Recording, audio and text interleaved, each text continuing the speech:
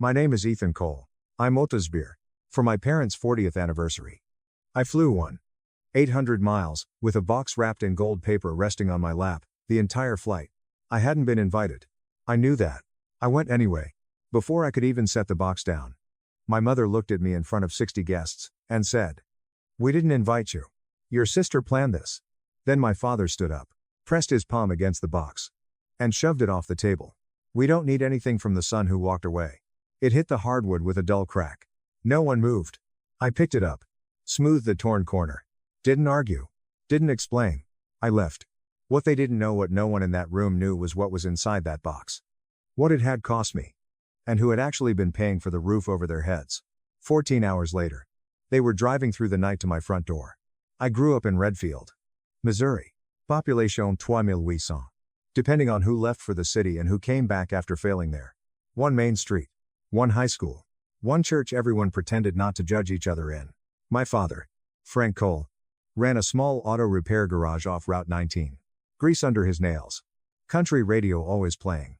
My mother, Linda, worked part-time at the public library. Quiet woman. Soft voice. Always folding something, napkins. Laundry. Herself. And then there was my older sister, Lauren, 4 years ahead of me. 4 years smarter. Louder. Brighter in every room. Lauren didn't just enter spaces. She occupied them. She told stories at dinner. She debated teachers. She corrected adults. My father called it confidence. Called it leadership. At family barbecues. He'd raise his beer and say, "Lauren's got the brains and the backbone." Then he'd look at me. "And Ethan?" Ethan keeps to himself. Everyone laughed like it was harmless. I laughed too. That's what you do when you're 8 and you want to stay part of the room. The joke didn't change. The audience didn't either. I wasn't dumb. I just wasn't loud. I brought home solid grades. I fixed things without being asked. I stayed after practice and stacked chairs. If Lauren was the spotlight, I was the wiring in the walls. Necessary. Unseen. When I graduated high school, I left for the University of Colorado to study civil engineering. Structures made sense to me. Loads. Weight distribution. Stress points. If something failed, there was a reason. A measurable one. The morning I left Redfield, my father was under a truck in the garage behind our house. I stood there with 2 suitcases and a duffel bag. "I'm heading out," I said. From beneath the chassis. His voice came flat. One less mouth to feed. It wasn't cruel in tone. It was worse. Casual. June 15th. My birthday. I didn't leave because I stopped caring about them. I left because staying meant shrinking. And I'd already spent 18 years making myself smaller so someone else could fill the frame. For the first year in Denver, I called home every Sunday at 7. Like clockwork. Sometimes Mom answered. Dad rarely did. Lauren almost never. By year 2, the calls started going to voicemail. I texted Lauren once. "They don't pick up much anymore. They're busy." She replied. "Don't make it about you." A week later she added. "Dad thinks you walked away from us." Walked away. I sent birthday cards. Christmas packages. I mailed my mom a leather-bound journal I thought she'd love. Never heard if it arrived. When I asked Lauren, she sighed over the phone. "I think Dad tossed it. He's stubborn." "I'm sorry." She said I'm sorry a lot. It never sounded like it cost her anything. The first crack in the story came from my Aunt Denise, Mom's younger sister. She called one afternoon just to talk. In the middle of the conversation, she said casually, "Your mom brings that journal you sent to church every Sunday. Shows it to her friends." I went quiet. "Denise," I said. "Lauren told me they threw it away." Long pause. That's not what happened. Something shifted in me right then. Not anger. Not yet. Just awareness. I started listening differently after that. Paying attention to what Lauren said versus what I could verify through Denise or old neighbors. The gaps widened. Small things at first. Dad too busy to talk the same week. Denise mentioned he'd been bragging about a customer at the diner for an hour. Mom overwhelmed while posting photos from a church potluck Lauren had organized. It wasn't proof. It was pattern. Lauren positioned herself as the bridge between me and them. The translator. The gatekeeper. And I let her. Because it was easier to believe distance was natural than to admit someone might be rearranging the narrative. At 26, I was working long days as a structural project manager in Denver.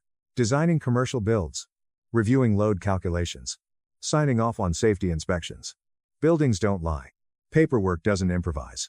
People do. I didn't know it yet. But 5 years ago, in early March, I was about to find out just how much. And it would start with a phone call that had nothing to do with me. At least, that's what I thought. The call from Aunt Denise should have been small. Forgettable. It wasn't. We were talking about nothing weather. The library fundraiser. Who moved into the old Patterson house when she said, almost as an afterthought, "Your mom brings that leather journal you sent her every Sunday. Keeps it in her purse." I leaned back in my chair. Lauren told me Dad threw it away. Silence. That's not what happened. Denise said carefully. I didn't press her. I didn't need to. The damage was already done. After we hung up, I sat at my kitchen table in Denver and replayed the last 2 years in my head. Every "they're busy." Every "dad's still hurt." Every "it's probably better if you don't come home right now." Lauren had been the messenger every time. And I'd never once confirmed the message. It wasn't proof of anything yet. Just a misalignment. A hairline fracture in the foundation. But I design structures for a living. I know what fractures mean. They don't start with collapse. They start small. Invisible. Then they widen. From that day on, I stopped taking Lauren's version of events at face value. I started checking details through Denise. Dates. Stories. Who said what? The inconsistencies multiplied. I didn't confront anyone. I just started watching. And when you watch long enough, patterns stop hiding. The call came on a Tuesday in early March. 5 years ago. I was at a job site outside Denver. Steel frame half raised against a gray sky. Reviewing load specs when my phone buzzed. Aunt Denise. I stepped away from the crew and answered. Her voice was tight. Ethan. I need to tell you something. Your parents are 3 months behind on the mortgage. I didn't react at first. Just watched a crane swing a beam into place. How bad, I asked. The bank sent a final notice. If they don't catch up by summer, they could lose the house. The house on Briar Lane, brown siding, chain link fence. The place I learned to ride a bike. The place my father said I'd walked away from. Does Lauren know? I asked. She told them she'd handle it. Denise said. Then a pause. But I haven't seen any payments go through. That night I sat alone in my apartment. Lights off. City noise humming outside. I didn't call my parents. Didn't call Lauren. I called the bank. Midwest Community Bank. Redfield branch. I asked for whoever handled residential mortgages and got transferred to a man named Robert Hayes. Calm voice. Measured. I gave him my name. Explained who I was. He confirmed it. 3 months overdue. Foreclosure proceedings beginning. Then he said something else. Someone called last week claiming to be a family member. Said they'd take care of it. He paused. No payment ever came. I knew exactly who that was. Lauren had made the promise. Lauren hadn't followed through. That was the moment the fracture turned structural. Hayes. I said. What would it take to stop foreclosure? He outlined the arrears. The monthly amount. The timeline. I did the math in my head. Then I said. Set up automatic payments. From my account. Monthly. Starting immediately. He hesitated. Your parents will see the source. Not if it's routed properly. I said.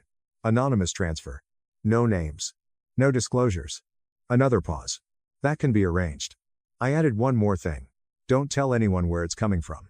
Not my parents. Not my sister. No one. When I hung up, I called Denise. Don't say anything. I told her. Especially not to Lauren. How long are you planning to do this? She asked. As long as it takes. Armayen. $500 a month. That's what quiet responsibility looks like. I didn't feel heroic. I didn't feel resentful. I felt focused. A problem existed. I solved it. And I decided something else that night. If I was going to carry this, I was going to carry it alone. $2,500 left my account on the first of every month. No ceremony. No announcement.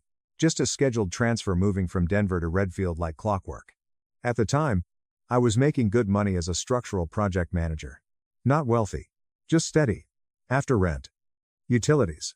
Student loans. Insurance. And now the mortgage payment that wasn't mine. I had maybe a few $100s left each month. So I adjusted. No vacations. No new truck. I kept driving my old Tacoma, long past the point most people would have traded it in. When the brakes started grinding, I replaced them myself in the parking lot of my apartment complex. I stopped eating out. Brewed my coffee at home. Took on extra site reviews and weekend consultations. I didn't frame it as sacrifice. It was a line item. If the house stood, they stood. That was enough. Megan figured it out 3 months in. She's a physical therapist. Practical. Observant. The kind of person who notices when you stop ordering appetizers and start checking your banking app twice a week. One night she sat across from me at the kitchen table, same table we still have, and slid my laptop back toward me. It's the house. Isn't it? She said. I didn't ask how she knew. I nodded. She studied me for a long second. How long? As long as it takes. She didn't argue. Didn't call it unhealthy. Didn't say they didn't deserve it. She just said, okay. Then we'll keep expenses tight. That was her version of support. No speeches. Just adjustment. For 5 years. I worked more than I talked. Picked up complex projects. Volunteered for the jobs that required travel stipends. Put bonuses straight into savings to buffer months when something unexpected hit. The balance on Briar Lane dropped slowly. From $150,000 down to $120,000. Then $90,000. Then $60,000. Every time I logged into my bank app and saw the principal decrease. I felt something steady, not pride. Not even satisfaction. Stability. My parents never called. Not on my birthday. Not when I got promoted to regional project lead. Not when Megan and I got engaged. But through Denise. I knew the foreclosure notices stopped. I knew the bank quieted down. I knew the lights stayed on. What I didn't know, what I wouldn't find out until 2 years in, was that someone else was collecting the credit. Denise called one evening. Her voice had that tone again. The one that meant something had shifted. Your dad made a toast at Thanksgiving. She said. I waited. He thanked Lauren. Said she was the only one keeping this family afloat. Said she paid the mortgage when no one else stepped up. The words didn't hit like a punch. They landed like confirmation. I pictured the dining room. Paper plates. Neighbors. My father lifting a glass. Lauren standing beside him. Chin slightly raised. I didn't interrupt Denise. She's telling everyone she's covering the whole thing. She continued. And your dad added her name to their accounts. Said she's managing the finances now. Positioning. That's what it was. Lauren wasn't just absorbing gratitude. She was building leverage. I should have exposed it right then. Should have called the bank. Forwarded statements. Cleared the record. I didn't. As long as the house was safe. I told myself. It didn't matter who got applause. But it started costing more than money. Holiday invitations stopped around year 3. Dad doesn't want tension. Lauren texted before Thanksgiving. Maybe skip Christmas. It'll just be awkward. By Easter. There was no message at all. Through Denise. I knew the truth. The house was full every holiday. Cousins drove in. Neighbors brought pies. My father laughed in the same living room I was paying to protect. Everyone was there. Except me. Lauren had built a wall and stationed herself at the gate. And from the outside, it looked justified. After all, she was the one keeping the house. I kept transferring $2,500 every month. Quietly. The balance dropped to $40,000. Then $20,000. 5 years. 60 payments. $149,860 total. When the final transfer cleared in September, I stared at the confirmation screen longer than necessary. Mortgage. Paid in full. The house on Briar Lane belonged to Frank and Linda Cole outright. No bank. No lien. No leverage. 2 weeks later, I saw something online that made everything shift. Lauren's public Facebook post. Planning mom and dad's 40th anniversary celebration. Family only. October 14th. Can't wait to honor everything we've built together. 200 likes. Dozens of comments. People tagging each other. No call to me. No text. I looked at the screen for a long time. Then I picked up my phone and called her. She answered on the 4th ring. Ethan, hey. I saw the post. I said. When should I book my flight? Silence. I didn't think you'd want to come.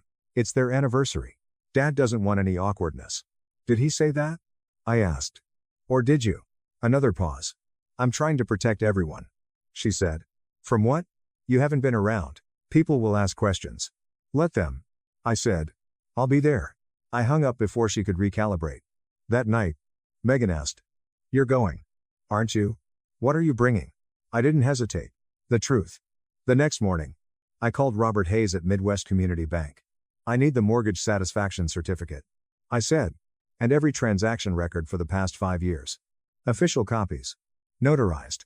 He was quiet for a second. You're sure? He asked. It shows everything. Your name on all 60 transfers. That's the point. The envelope arrived a week later. 60 pages of statements. 1 payoff certificate. My name printed 60 times. I placed them in a sturdy box. Wrapped it in gold paper the same color my parents used in their wedding photos 40 years ago. Then I booked a flight. By the time the final payment cleared, Lauren wasn't just the golden child. She was the hero of Redfield. Denise kept me updated. Not gossip. Just facts. At church potlucks, people squeezed Lauren's arm and told her how proud they were. At the diner on Main Street, My father apparently corrected anyone who suggested he'd been struggling. My daughter handled it. He'd say, stepped up when it mattered. Not daughter. Not children. Daughter. Lauren. She didn't deny it. She didn't clarify it. She let the assumption breathe. Let it spread. And with every compliment, she positioned herself deeper inside my parents' finances. Denise told me Lauren's name was added to the primary checking account. Then the savings. Then the insurance paperwork. She says it's easier if she manages everything. Denise said, your dad trusts her. Trust. It's an efficient weapon when placed in the wrong hands. I imagined Lauren sitting at their kitchen table, reviewing statements that never showed my name, watching balances shrink from payments she never made, crafting a narrative that painted her as the steady one, the loyal one, the present one.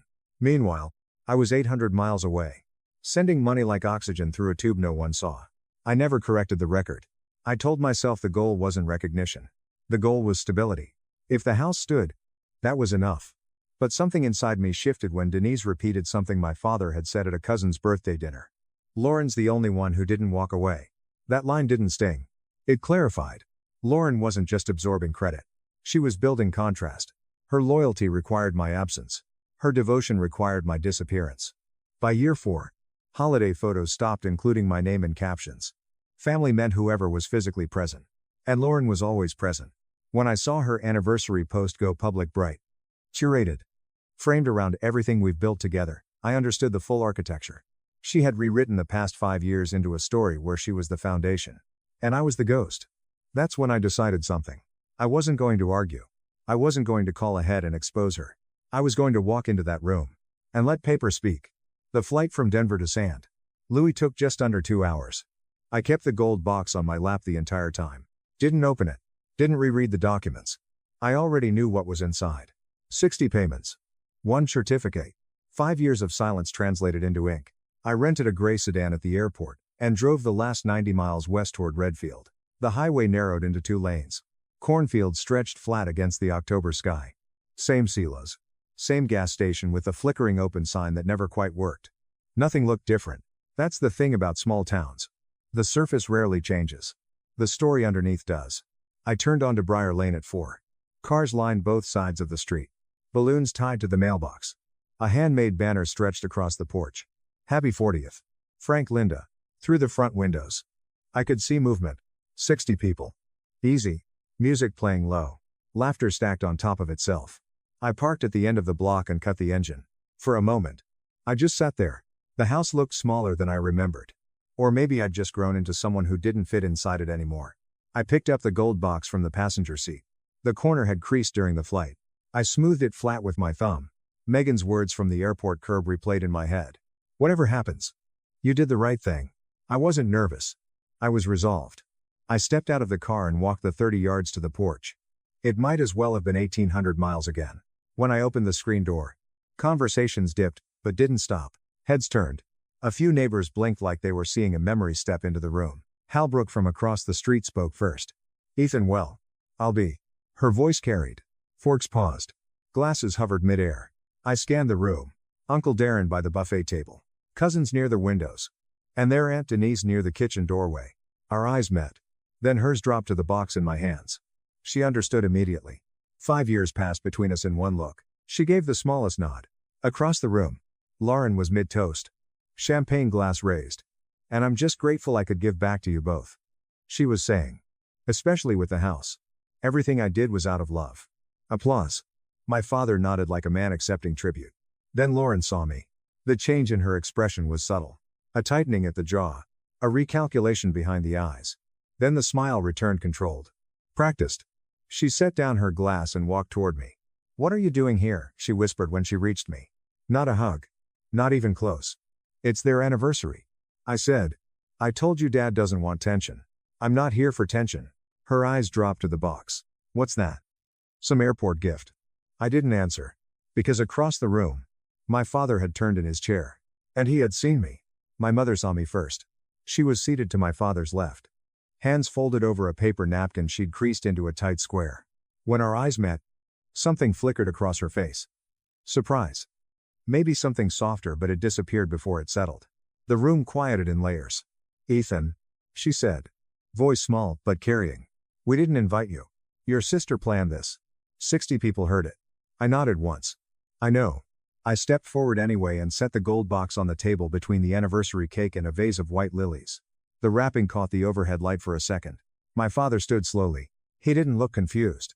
He looked irritated. Like I'd interrupted a speech he'd rehearsed. "We don't need anything from the son who walked away," he said. Loud enough for the back row. A few guests shifted in their seats. "I didn't walk away," I said evenly. "I came to give you something." His eyes dropped to the box. "What is it?" he asked. "Some last-minute thing to make yourself feel better." He didn't wait for an answer. He placed his palm flat against the top of the box and shoved. Not a nudge. A shove. It slid across the white tablecloth and tipped over the edge. Hit the hardwood with a dull crack. One corner of the gold paper split open. A sound moved through the room, not gasping exactly. More like 60 people inhaling at once. "We don't want any cheap gesture," my father continued. "You show up when it suits you. Disappear for years. Then think a wrapped box fixes it." He pointed at Lauren. "Your sister's been here. She paid for this house. She planned this party. She stayed." Lauren stood behind him. Arms crossed. Chin slightly raised. She didn't speak. She didn't need to. I bent down and picked up the box. Smoothed the torn corner with my thumb. Took my time. The room watched. When I stood again, I looked at my father. Then my mother. Then Lauren. "I didn't come here to argue," I said. "I came because it's your 40th anniversary. And I'm your son." Silence. My father's jaw tightened. "You made your choices," he said. "So did I," I replied. I held his gaze for one more second. Not defiant. Not pleading. Steady. Then I turned toward the door. No one stopped me. Not the neighbors who'd watched me grow up. Not the cousins who'd eaten at this table for years. Not my sister. At the front entrance, Aunt Denise reached out and caught my arm lightly. "Leave it with me," she whispered. Eyes fixed on the box. "Trust me." I hesitated. Everything in me wanted to take it back. Put it in the trunk. Drive until Missouri disappeared in the rearview mirror. But Denise's expression was firm. I placed the box in her hands. Then I walked out. The October air was sharp when it hit my face. Behind me, I heard my mother say my name once soft. Almost swallowed by the music still playing inside. I didn't look back. I got in the car and drove. I didn't see what happened next. Denise told me later. And she's not a woman who dramatizes. After I walked out, the room tried to recover. Lauren clapped her hands once. "Too sharp. Okay. Everyone. Let's not let this ruin Mom and Dad's night. Who wants cake?" A few people shifted. Someone picked up a fork. The music kept playing. Denise didn't move. She stood near the front door, holding the gold box like it weighed more than it should. Then she walked back to the center of the room and set it on the same table my father had shoved it from. "Before anyone cuts that cake," she said. Clear and level. "There's something you need to see." My father's head snapped up. "Denise." "I don't. I've stayed quiet for 5 years." She replied. "I'm done." Lauren stepped forward fast. "This isn't the time. It's exactly the time." The room went still. Denise opened the box. Inside was the thick envelope from Midwest Community Bank. The mortgage satisfaction certificate. 60 pages of transaction records. A sealed white letter. She held up the bank envelope so everyone could see the return address.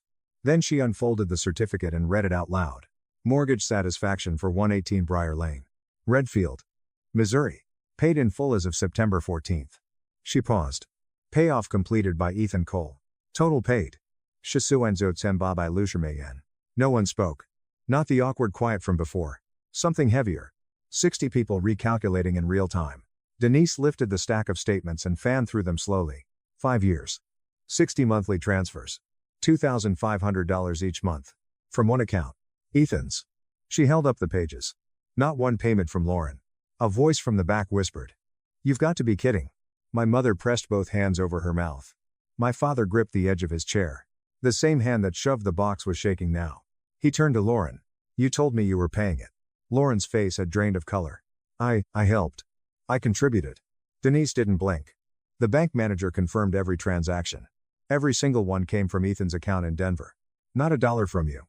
Silence expanded around her. The applause from 10 minutes earlier felt like it had happened in another lifetime. My father's gaze shifted from Lauren to the front door. The door I had walked through.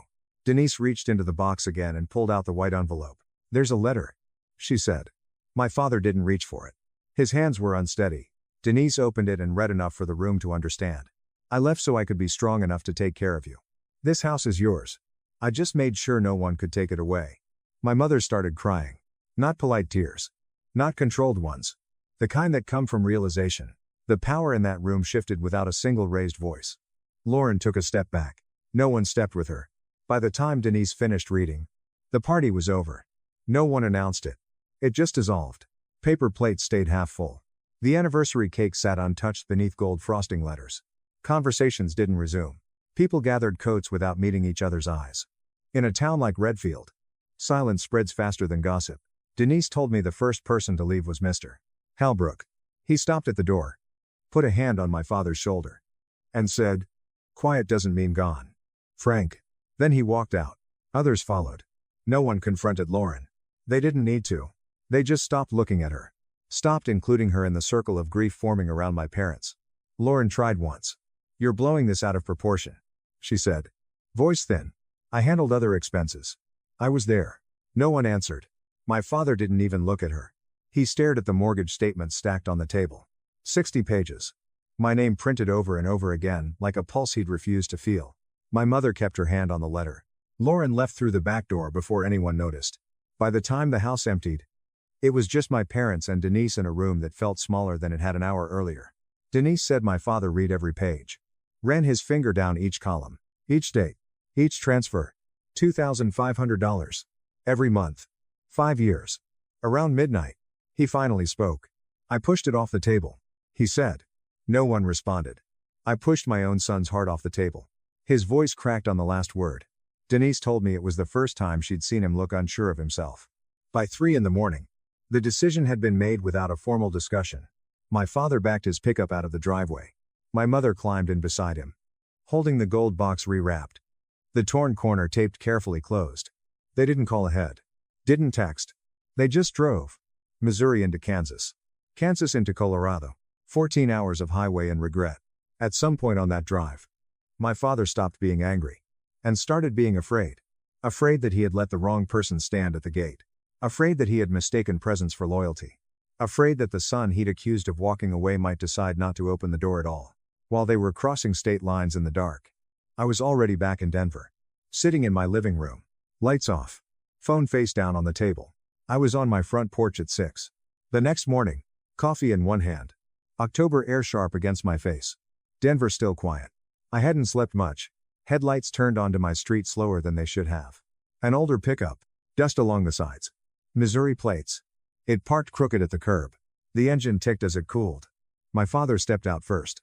Same flannel shirt from the party. Same boots. But something about him looked smaller. Shoulders lower. Eyes red from more than the road. My mother came around the passenger side holding the gold box against her chest. The torn corner had been taped cleanly. Carefully. They stopped at the end of my walkway. 20 feet of concrete between us. My father didn't move at first. Just stood there. Hands at his sides. Like he was waiting for permission to exist on my property. The neighborhood was waking up around us. A dog barked. A garage door opened somewhere down the block. Normal life. Uninterrupted. He cleared his throat. "I'm sorry, Ethan." No speech. No excuse. 3 words. He swallowed. I pushed away the one person who was holding us up. I didn't step forward. I didn't rush down the stairs. I let the words sit where they landed. My mother broke first. Tears already falling. "I knew something didn't add up," she said. "I just didn't question it. I let it happen." She held out the box. "We brought this back." I looked at it for a moment. The gold paper. The tape. The effort. Then I stepped aside and opened the front door. "Come inside," I said. Not warm. Not cold. Just clear. They walked past me into my house. For the first time in 5 years. The distance between us wasn't measured in miles. It was measured in what came next. We sat at my kitchen table. The same table Megan and I had eaten at, for years. The same place where I'd reviewed blueprints. Tracked expenses. Approved payments that no one knew about. I poured coffee. Set the mugs down. Kept my hands busy. My father looked around the room like he was trying to understand the life I'd built without them. My mother held the gold box in her lap. Fingers resting on the lid. They told me what happened after I left. How the town found out. How Lauren's name was removed from their accounts the following Tuesday. How my father sat across from the bank manager and signed every form himself. He didn't defend her. He didn't defend himself either. When they finished, the room went quiet. That's when I said what I'd carried longer than the mortgage. "I care about you," I said. "But I'm not shrinking again." My father's jaw tightened slightly. Not in anger. In understanding. I won't go back to being the easy one to overlook. I continued. If we rebuild this. It's different. My mother nodded quickly. Tell us how. I need consistency. I said. Call because you want to. Not because you feel guilty. Don't let anyone speak for me again. If you have a question about me, ask me. My father nodded once. Every Sunday. He said. 7 p. And Lauren, my mother asked quietly. I'm not cutting her out. I said. But I'm not chasing her either. She doesn't get to narrate my life anymore. Silence settled. But it wasn't heavy. It was defined. My father stood slowly. Hesitated. Can I hug you? I studied him for a long second. Then I stood and stepped forward. It wasn't forgiveness. It was a boundary with the door left open. 3 months have passed. My father calls every Sunday at 7. He hasn't missed one. Sometimes we talk about the weather. Sometimes about a bridge project I'm overseeing. Sometimes we just sit in silence for a few seconds before one of us clears a throat and keeps going. Consistency sounds small. It isn't. My mother sends short handwritten notes now. Nothing dramatic. Just proof that I'm on her mind. Lauren reached out once. A long message about misunderstandings. I didn't argue. I didn't correct it. I simply said, if you want to talk, call me. She hasn't. I still think about one question. Should I have told them from the start? If I'd called 5 years ago and said, I'm paying the mortgage. Would any of this have happened? Or would the story just have been rewritten another way? I don't have a clean answer. What I do know is this. Kindness doesn't make you weak. Silence doesn't mean absence. And if you let someone else narrate your life long enough, you can disappear inside their version of you. I chose not to disappear. What would you have done? Disclaimer. This story is inspired by fictionalized events for entertainment purposes. Any resemblance to real persons or situations is coincidental.